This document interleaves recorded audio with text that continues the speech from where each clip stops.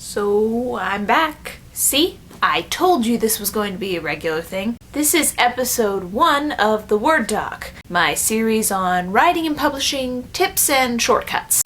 Just kidding, there are no shortcuts, only pain. But there are always an abundance of tips, and I figured as long as I'm writing in a world that's consuming my mind and soul, world building is a good first topic for these vlogs. So our first series on the Word Doc is going to cover the mechanics of world building, how to build a seamless, realistic world that is almost as real as planet Earth. It can be done. It just takes a lot of work. So without further ado, let's get started.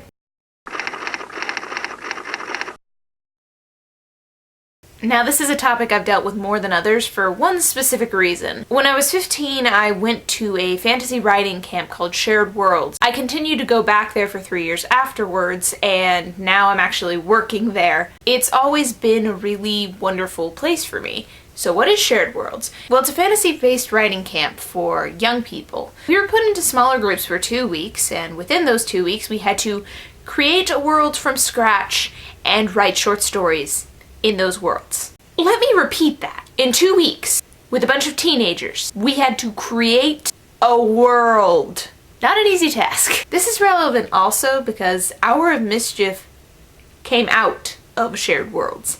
The original short story that the novel expanded off of, I wrote it there. Of course, back then it was about 8,000 words long and really rushed and really rough and needed like so much work. Whereas now it's apparently good.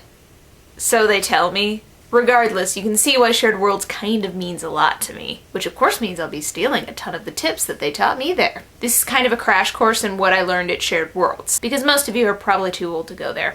Just spreading the love. Today we're not going to be focusing on any specific areas of world building, those will be for the later videos, but we are going to focus on the key tenet that holds a world together. Believability. No matter what kind of world you put on paper, if the reader doesn't believe it, you've lost them. Grounding is an important step to engaging a reader. A reader floating around in space isn't going to be able to focus on loving or hating your plot or characters.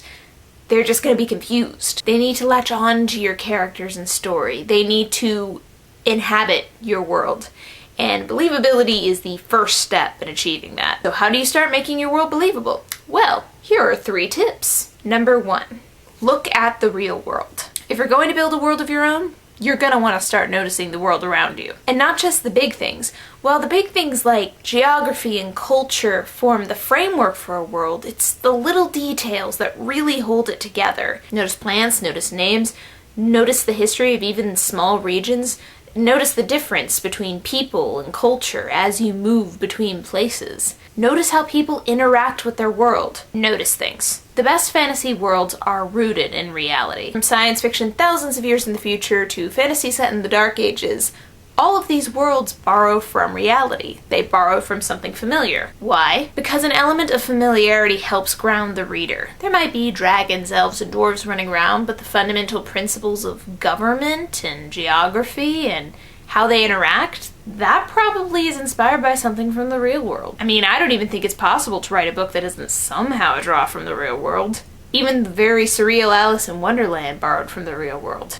Like with real world animals that talked. And drugs. Whether you borrow from history, biology, geography, economy, government, or even something as simple as food, there has to be something that feels familiar. George R.R. Martin's world, Westeros, from A Song of Ice and Fire, might have dragons and dark magic, but its conflict is rooted in a real event, the War of the Roses in the early 1400s. Hunger Games more vaguely borrowed from Roman culture. You know, gladiators and stuff. And you don't even have to borrow from history. The world of Avatar: The Last Airbender, for instance, incorporates a mix of several different philosophies and fighting styles into the concept of bending the elements. So even though you can't go to the beach and waterbend, though that would be awesome, you could at least learn the style. This world has a rich history and lots of options. It's made up of so many different cultures that you can borrow from. Take advantage of that. Not to mention, you can check the believability of your world by looking at past conflicts in history. That way you can see if your wars or government are actually plausible. If you want to make a vibrant world, start by looking at the one we've got. Number 2, read other books. They tell you that to be a good writer, you have to read, and the same goes for world building. In order to be a successful world builder, you gotta take a look at successful world builders before you, especially in your genre. Whether you write dystopian, urban fantasy, light fantasy, contemporary fantasy, high fantasy, post-apocalyptic, that's all gonna influence what you're gonna read. All of these genres require different degrees of world building, and it's important to get familiar with the tropes of the genre. You know, like Tolkien's trademark elves and dwarves. Awesome in the right hands? Yes. Overused and copycatted to the point of meaninglessness? Also yes. You don't want your world to be a cliche, that's for sure. So read in your genre and avoid copycatting. Number 3. Avoid being derivative. Yes, I know I just told you to look at other books in your genre, but I did not tell you that so you could contribute to the wave of copycat titles that flood every bookstore following every major release. There's no way to avoid similarities. I mean, there's only so many original ideas out there. But you don't want to go into anything saying, I'm going to write Harry Potter meets Hunger Games. Don't do it. Your story is your own, and so is your world. Even though there aren't that many original ideas, there's still a multitude of amazing combinations waiting to be tried. You have to write for you. And that's what matters most. Next time on the Word Doc, we will be diving into more specifics of world building. Over the next weeks, months, we'll be covering a lot of different topics, from history to biology. Next week, we are covering cartography. Yep, maps. Bring your pencils and paper. Yes, even you stick figure drawing people, I know, come on. Until then, happy writing.